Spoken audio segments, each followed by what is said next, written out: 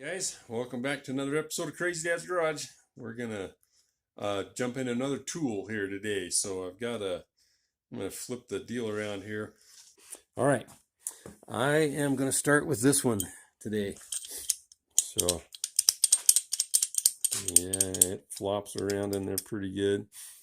It's if you look at it, sighting down at there, it's been bent off to the right really badly. So we'll have to get that straightened up. I think the thing actually functions. Yeah. So it is functional, I guess. Depends on how you define that. But let's get it out and make it nice and do something. We'll clean all those parts up, paint and polish some stuff, get us a new wooden handle made on here, and we'll go from there and have a little bit of fun. So, all right, we will get back to you here as I get the thing set up, and we'll start seeing how much disassembling we can do on it. Alrighty, figured for doing this one I was going to get my little vise out this time. Just kind of makes things easier. You know what, let's start here with the most obvious thing. Since this thing still functions, let's just get that out of there.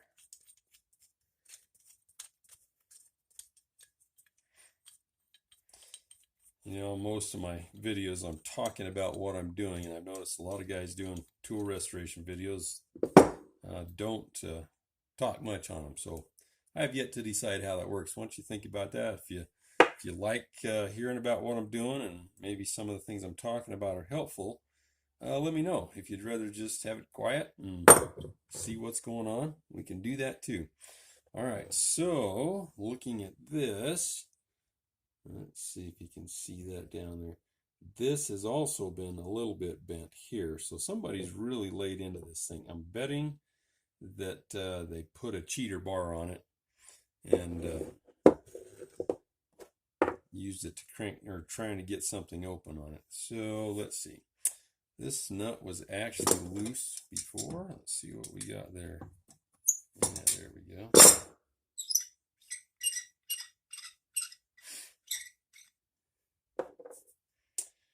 Alrighty. Yeah, it's really been worked over, so we'll have to do some filing action on that. Alright, let's see if we can get this pin out. Not sure exactly how it's in there.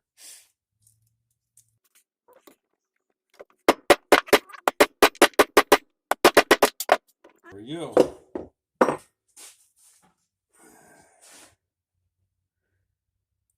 Got that out there. So it's got a shoulder on this end. It didn't have one here now. It probably did at one time, but I don't know. We'll put it aside there and see what it's going to take to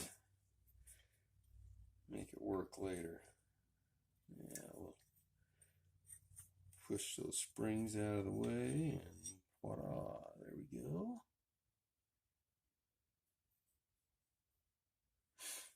Okay. Ooh. Right there, we've got some wear and tear coming out that side, so we'll need to build this back up a little bit and re-drill that hole.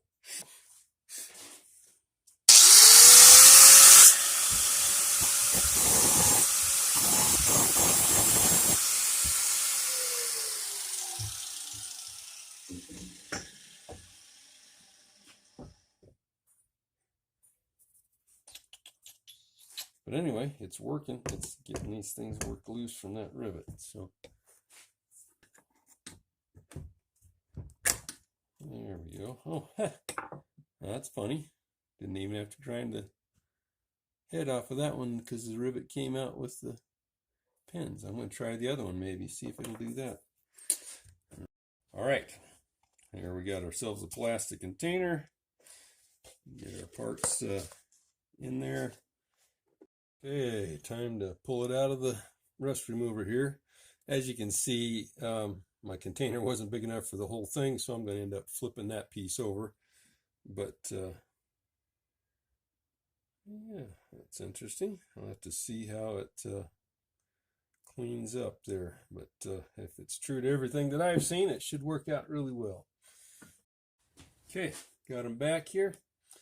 That stuff washed off, and now it'll be time to take him to the wire wheel. And we'll just start with our big piece here and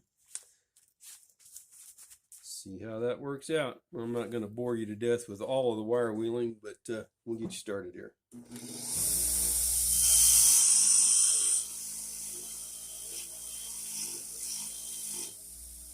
Oh yeah, that's probably the easiest job of wire wheeling I've ever done, because the rust is gone. Sweet. All right.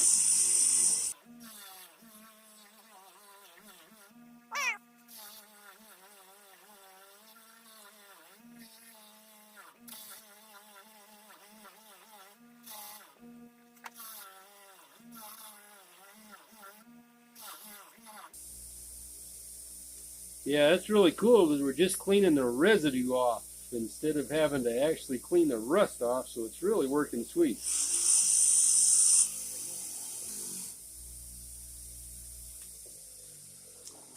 Well, there you go. I'm going to do the rest of this off camera. You don't need to sit and be bored watching me do all the wire wheeling. So I will be back after I get all the parts cleaned up, and then we'll show you how that came out.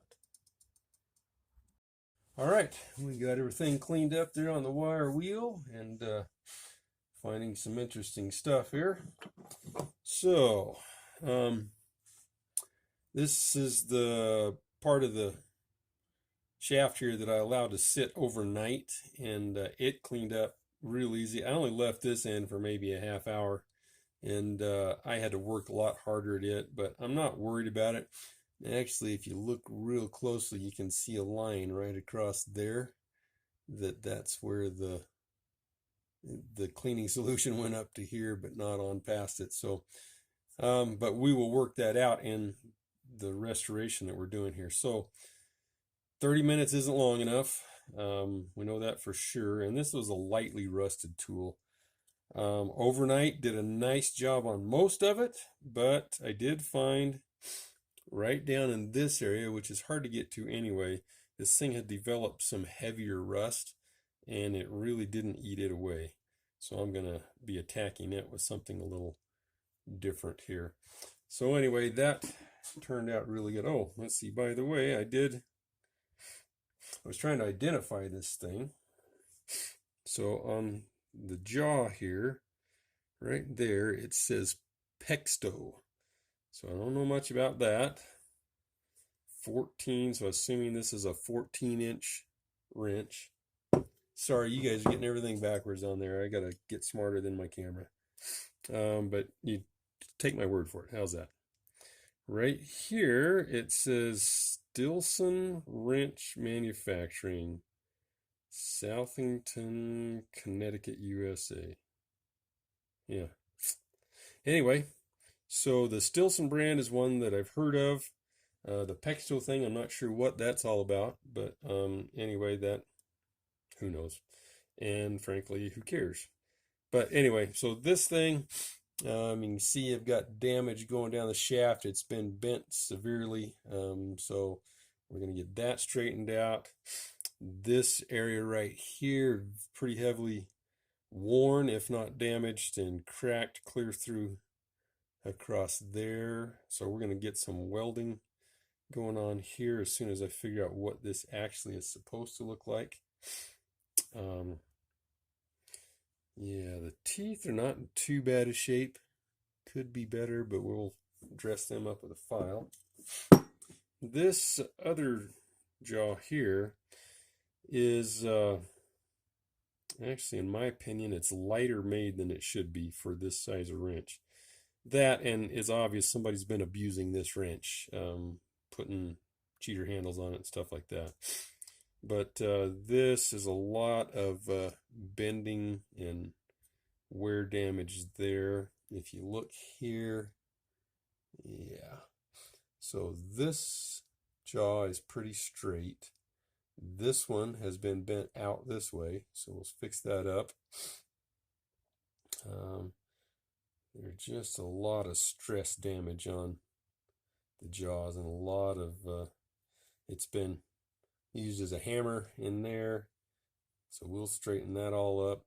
I also gotta find something to get inside and wire brush the insides of that, get them cleaned up. But that should be something we can be doing here. So this piece is interesting. Made out of a different kind of steel. Now, I'm not smart enough to know all of that, but it didn't clean up to be the same color. See the difference there? So that tells me that it's, yeah, made differently in some way or another.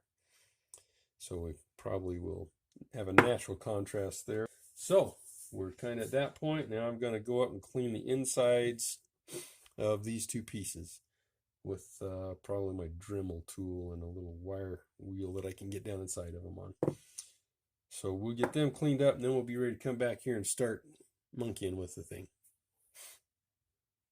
Okay, it's Dremel time.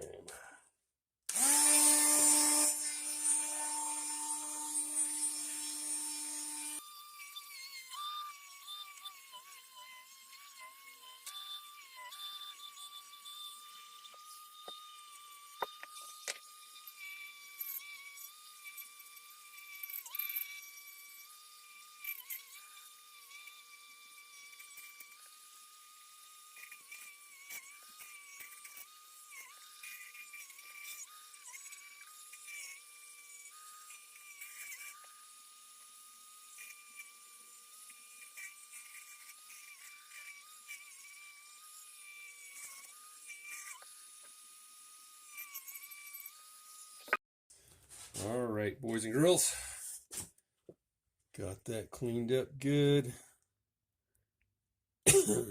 That evaporous sure makes the job easier because I could get down in there. What I ended up doing was putting a little brass wire wheel on my Dremel tool, and it got in there and cleaned it up good. So I'm happy about that. All right, let's start the process now of getting some of these parts fixed.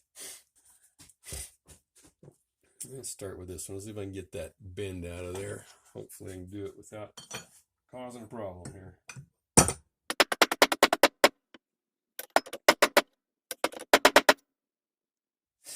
There we go. Now I'll test fit this on the other thing, but I think what happened is I was hammering this side down. It was pushing this one in a little too far. I'm going to see how it fits here. And yeah, if I can remember how the thing actually goes together. Yep. There we go. Yeah, see, we're a little too tight right now. So I'm going to get in there and pull this side back out just a little bit so we do fit.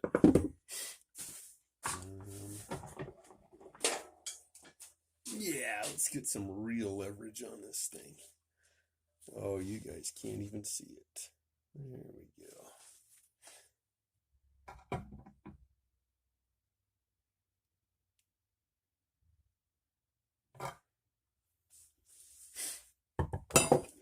I actually want that to fit pretty tightly there, because that will determine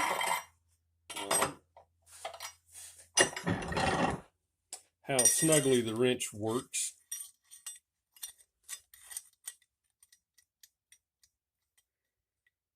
Yeah, probably got a little far back out that time. I really want to tighten that up so I have a good fit in there.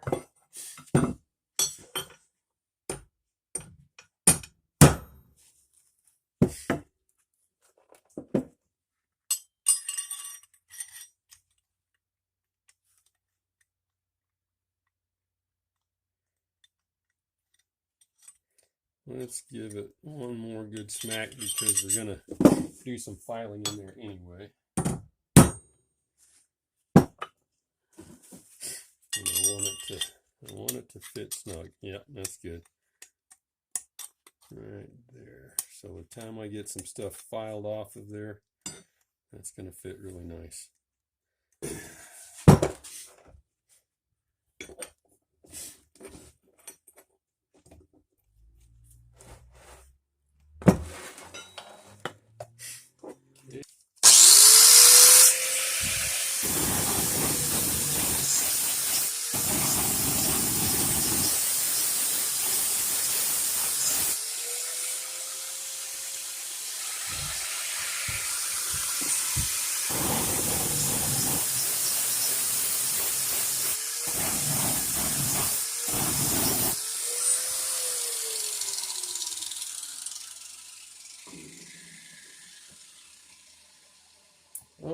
Yeah, baby, that works out really nice. Looky there. Yeah, took those high spots right down perfectly. So I'm going to work this thing the rest of the way over with that wheel. And then I'll be back here and show you what we've accomplished. Okay, so that smoothed up all of the roughness on that thing. Now we'll be able to touch it up and hopefully polish it up to some degree or another. Anyway, the last thing I'm going to need to do later, I'm going to get my welder out and build this up in here on both sides, because that's pretty worn in there, and we'll smooth that out. But that's the bulk of that. I'm going to get my files now and work over some of these edges in there. Got to figure out how to straighten that out a little bit. It's probably going to take some pretty serious leverage, I think. I'm going to shut you off here until I go figure that one out. So I'll be back in a minute. Okay, we got it. Took a little bit of thinking and figuring there, but and you got to get creative sometimes. So I have an old pickup out here that the back bumper on it, the hitch ball is gone, but there's a big hole. So I stuck this up through the hole and then got myself a big pipe and put on it to use as a lever, and was able to bend it back. But I got it pretty dang straight there. Okay, got that one cleaned up. Had to step down to my 80 grit flap disc instead of my 120, because this one had some pretty serious pits and stuff in it and damage things. You might, some guys that are really into restoring things might say, you know what, you're going way overkill on this. You're taking out the casting marks and the patina and stuff. It's like, yeah, I know it, but this is going in my tool collection. And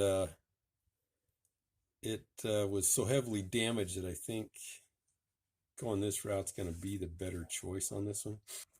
Probably time to tackle this baby. I don't know, I may be ahead just to use my same straightening method as I did on the other one. Stick it up in the bumper and put my pipe on it. So I think I'll go do that, and then we'll be back and show you the results of that one. Well, it turns out that my hammer and anvil would have been just as effective as, for bending it the other direction. But look at that. Got that nice and straight all the way down there now. So let's see, get in there and sight down it, and it's straight both directions. I think it's going to make a much better situation than what we had.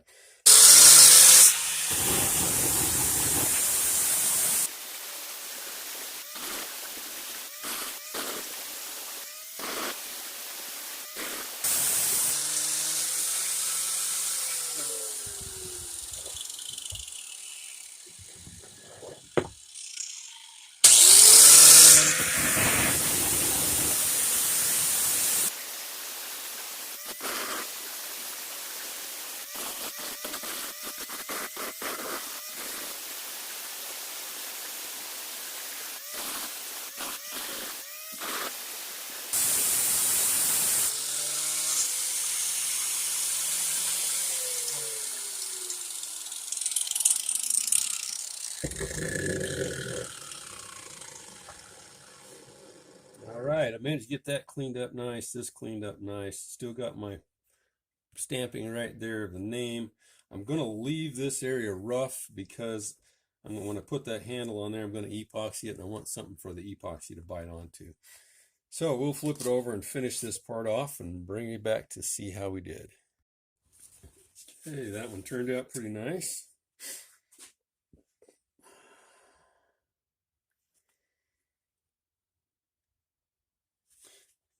Funny, on camera it almost looks polished, but it's not. It's just cleaned up good. Got that done. Still see the printing on there. That's what I wanted to save. You know what? This is a sure sign that you're crazy anyway, because you're wasting all of this time on a tool that really doesn't have any significant value. So why do we do this? Oh, I don't know. Just because we like to. How's that?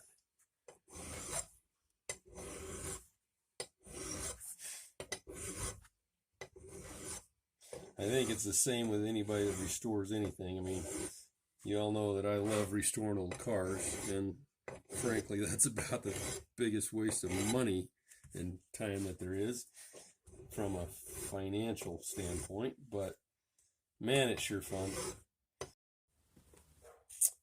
Okay, there we go.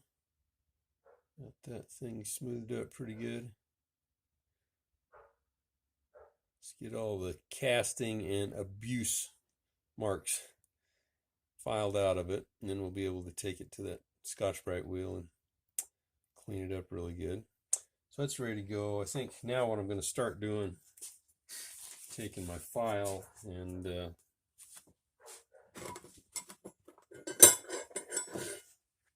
just working over the edges here, because let's see, like that. You just want to relieve these edges and take any damage off of them is going to be my main goal, so that they're not sharp.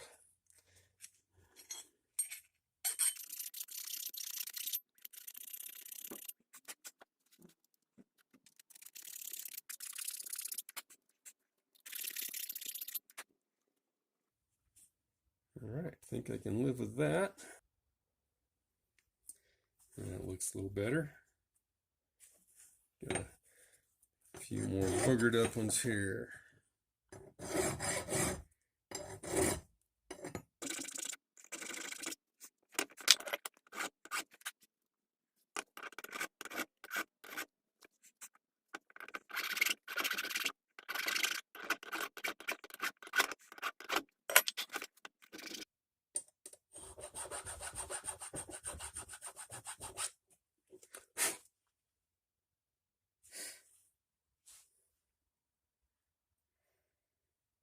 I like it. I think that should work. All right, just screw that on there all the way. Make sure I'm not hanging up. No, perfect. Probably would have worked without it, but hey, this is a restoration, right? Okay. Now let's work over the teeth on it a little bit.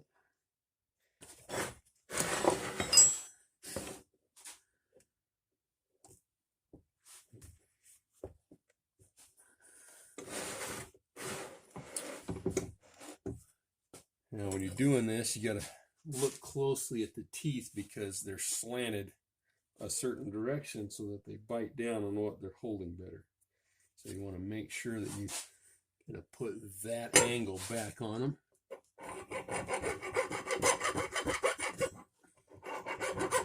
Ooh, that thing's not liking my file. That's all been hardened.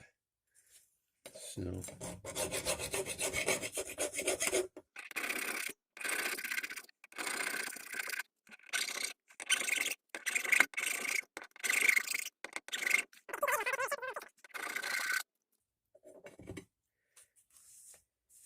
alright, I guess that's as good as that's going to get gotten.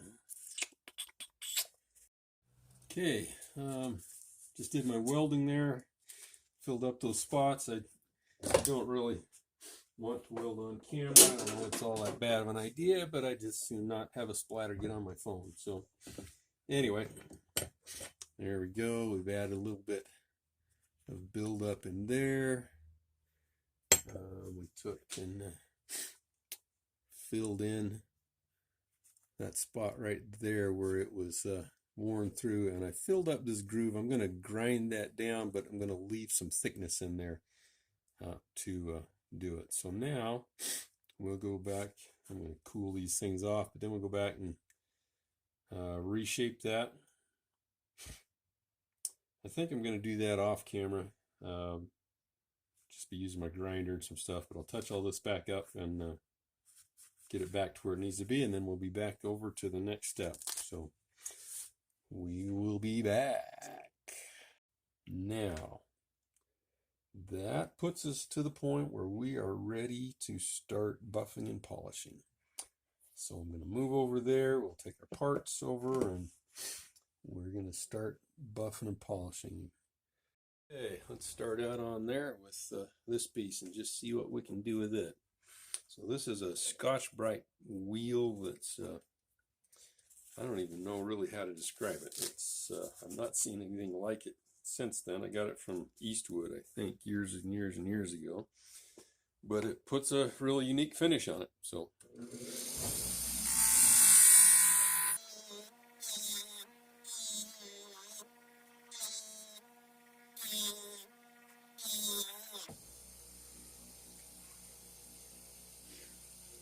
it's actually removing some metal on there, which is good because this thing was not perfectly smooth.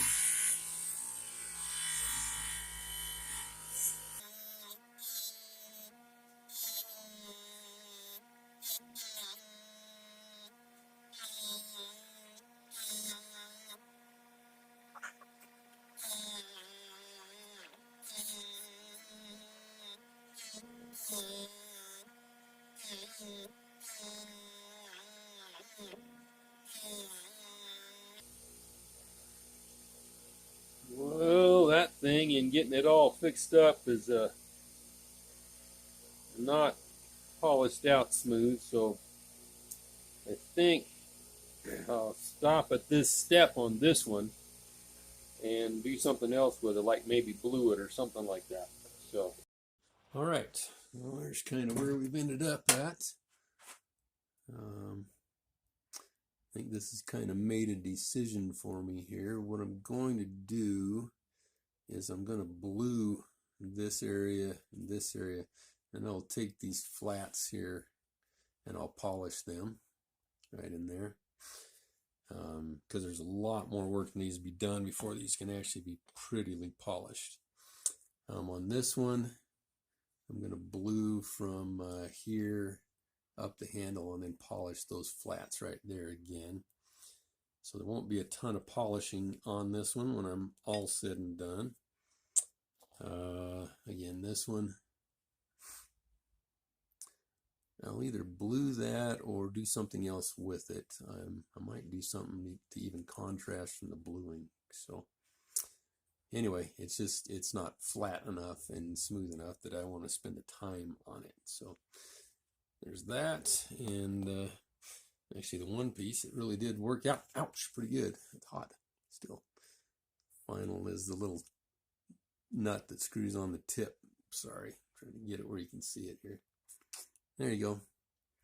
That, because it's so small of an area, this wheel was able to kind of grind on it and take all of the imperfections off of it. So it looks really nice.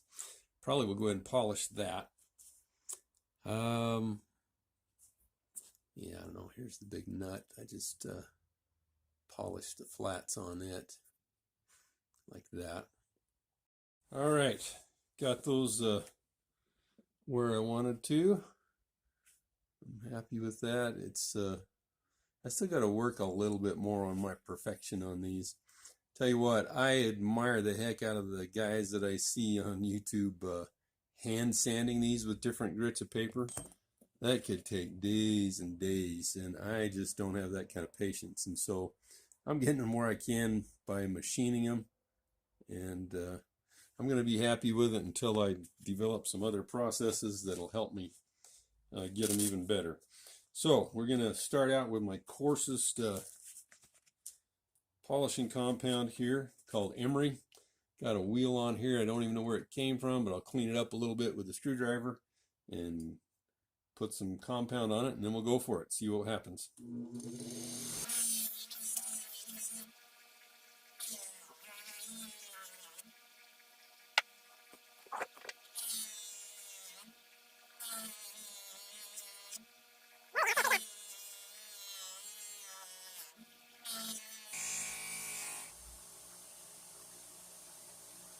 Yeah, nice. Looky there. I like it. A little more Duke and Punky on there.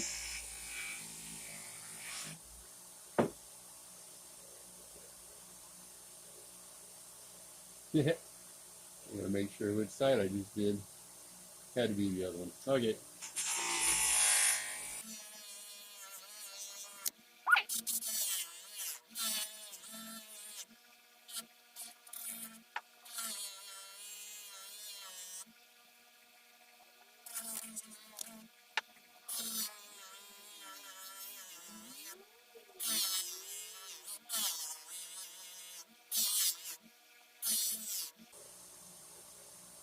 Oh yeah.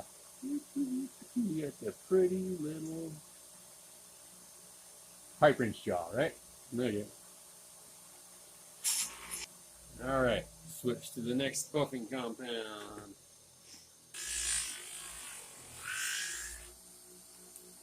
And we'll put some triple E on it. See what that does for us. Hard to imagine being able to get these things any shinier than they already are. Not even sewn, just a loose floppy wheel here and something called White Rouge.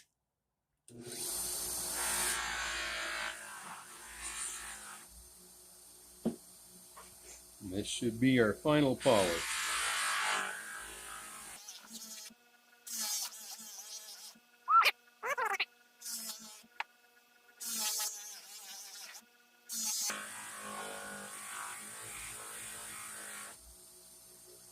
I like that. Look at that finish on there. Woo. That is really making that pop out nice. Sweet. All right. Oh yeah. I like it. Woo. Nice. All righty.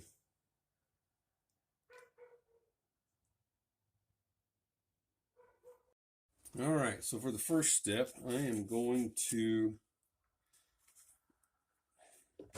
do this a little different. I'm going to blue this with my torch. So I'm going to get the blue discoloration that comes from too much heat. And it's going to make this part stand out from the others. So here we go.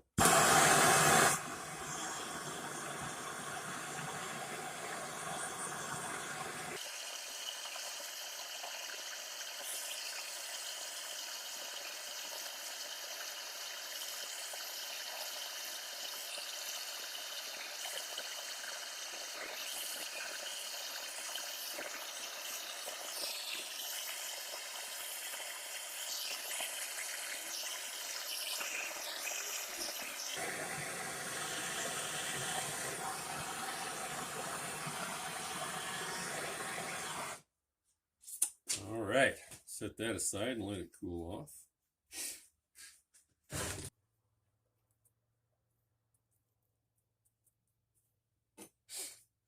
Yeah, you're probably not getting a very good view of this on there, sorry.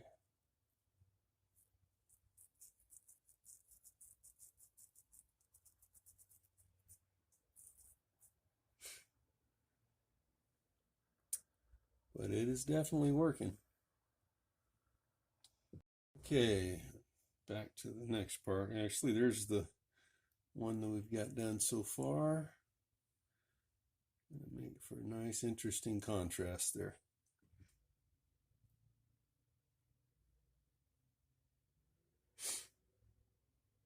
Yeah, it's working out pretty good. I'm gonna rebuff some spots here on it, but I like it. I think that's gonna look sweet.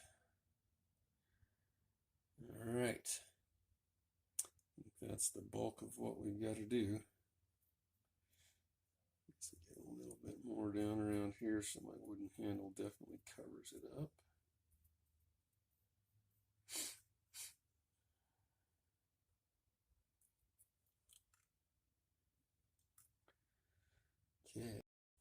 Okay, so we got them all blued up, and took them back to the polishing wheel and ran a quick coat of, or ran them through the polishing wheel once, and that took the bluing off of the edges where I didn't want it, which worked out really good there. So now we're going to oil these parts up, and we'll be ready to start putting this part of it back together here shortly. Guess I could get a rag to do this, but we'll just do it the old-fashioned gooky way right there. I'm not sure that it's critical what kind of oil to put on them. This is where I may completely screw up. Somebody will know better than me on this, but getting any kind of oil on them is going to be a big step towards preventing them from rusting.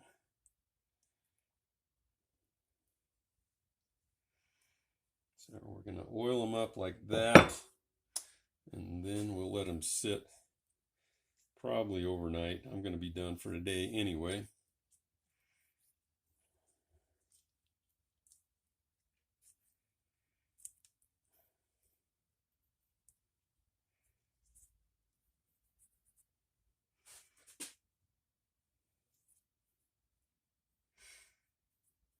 And that lets the oil get soaked into the pores of the metal.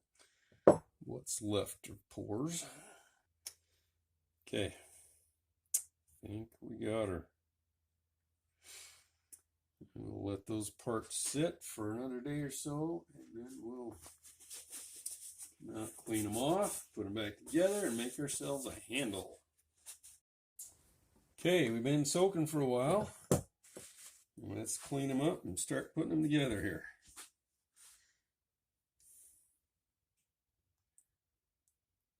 I love the look of that part.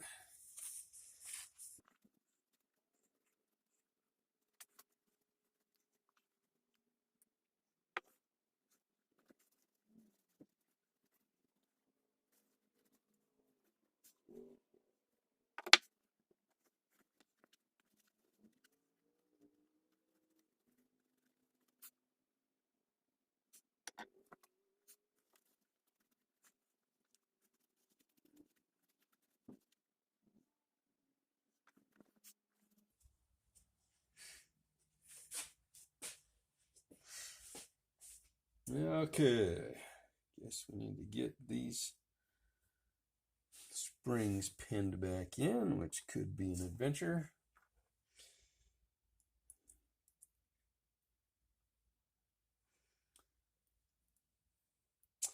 Having never done this before, can you guys see that? Yeah, not very good, but let's see, that's got to go this way.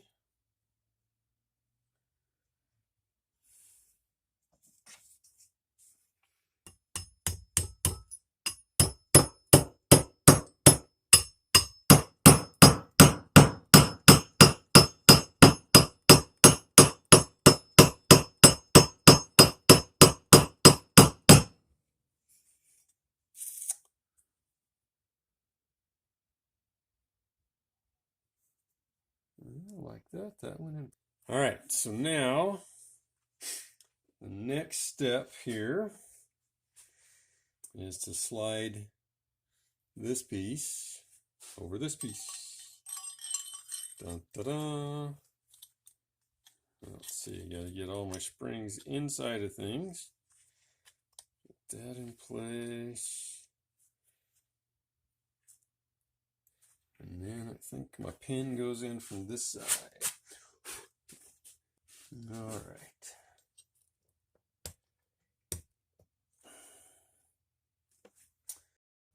All right, I was thinking on this thing a little bit, and I got to looking at it. I'm like, you know what?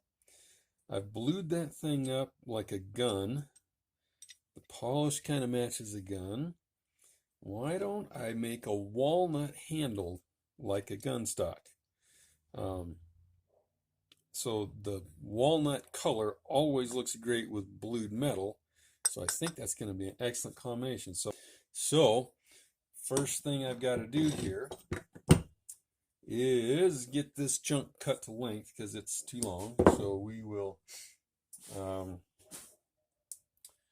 think I'm going to cut both ends off of it. And it's not a perfectly straight piece. It's got a nice little bow in it, but we will make it work for what we're doing. So let's say if we cut it there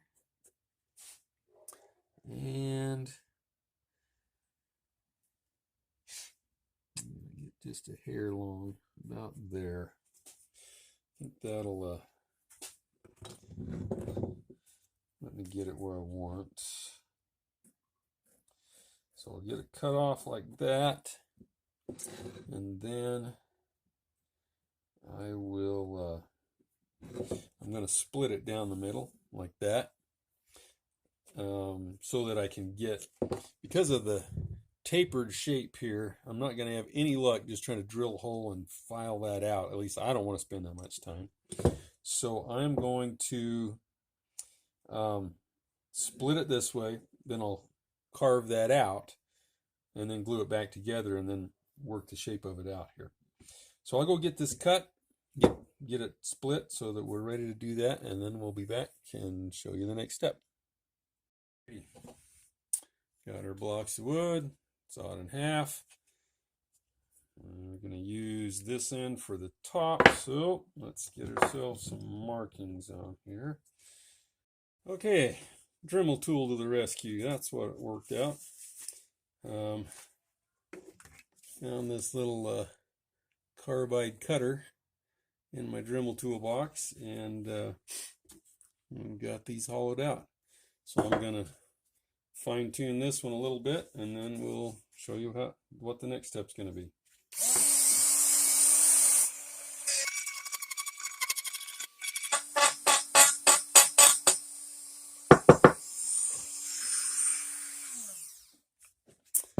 Alrighty.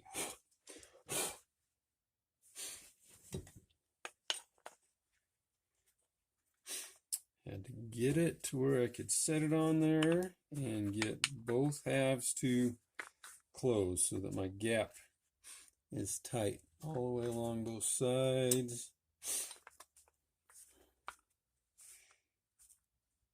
I think that's going to work. So I made it loose intentionally. We're going to have to put a lot of epoxy in there, but I'm okay with that. That's how I want the thing to come together. So I will be epoxying it next. I'll just be using this stuff from JB Weld. It's a fast set thing. Sets in 5 minutes, I think. And we'll mix a bunch of it up and get those things stuck on there. So I'm going to do that off camera because I'll probably go freaking crazy trying to make it all come together. Okay, we are glued up there. Epoxy's still a little bit soft, but that's good. That'll allow us to peel it off and get it where we want to go. So I'm gonna do that. We're going to get ourselves a drawing on here of what shape we want this thing to be, so that we can then start cutting and shaping it. So I'm gonna get that ready to go and come back and show you some of those details. Okay, so we laid it out on this side of what we wanted that to look like, and then I've taken the belt sander and gotten my rough shape that way. Now what I'm going to do is lay it out on another side over here and get that shape roughed in. Yeah, I think that'll work.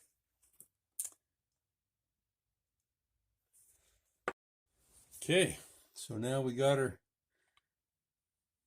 sanded down to where we're very much roughed into shape. Now I'm going to start with a rasp in here and start working these areas to where I get it down to where it matches up with my metal. I want to do that without doing any more damage than I have to.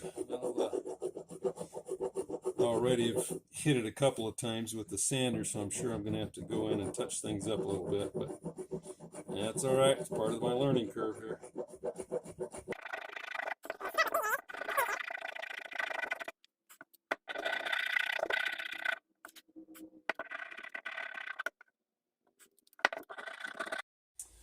Alrighty, so we're rasping on it now, taking all those rough corners off of there, and this is what's going to make it really fit my hand good.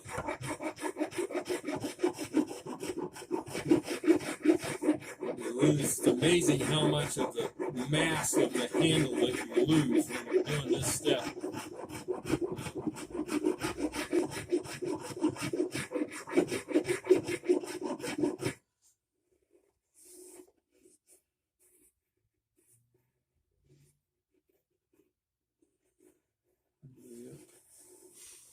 All right, I'm liking that. Let's see what that does.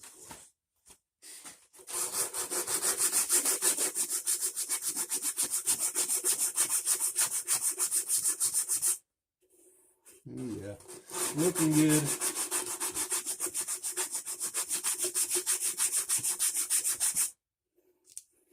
All right, well, I'm going to work my way through several grits of sandpaper to get this smoothed up, and then we'll be back here. Okay, so the last thing I'm going to do, I went through with a 150 and then a 220, and I'm wrapping it up with just a final grit with some red Scotch-Brite, which I think this stuff's about 320, if I remember right. Just about ready to do. So, man, I like the way that turned out. I was afraid it was going to be too big, but it is the perfect size right there. Okay.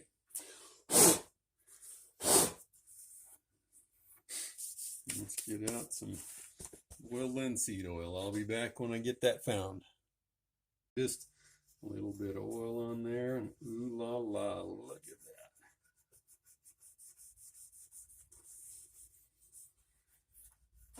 That is exactly the look I was shooting for.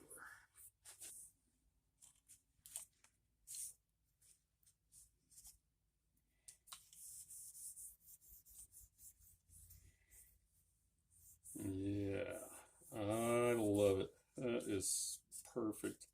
It is going to look so good with the bluing on this thing. All right, where do we put our nuts? There we go.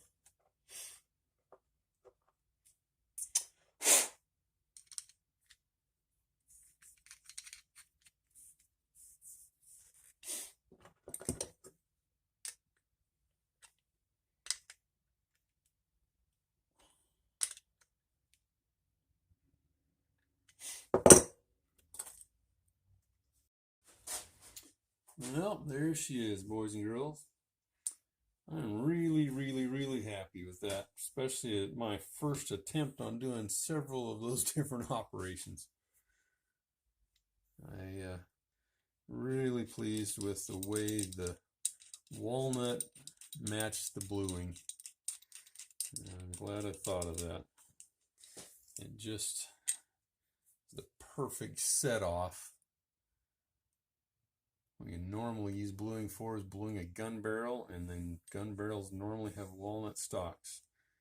And that's just a great combination of colors to me. Well, there we go. I'm happy with that. I'm real pleased with the way it turned out. We're going to sign off for another episode of Crazy Dad's Garage here. Hope you enjoyed the video. If you'd liked it, please go ahead and subscribe. We appreciate it when you do that. Leave a comment, give us a thumbs up, share it with your friends. Have an awesome day. We'll talk to you another time. See ya.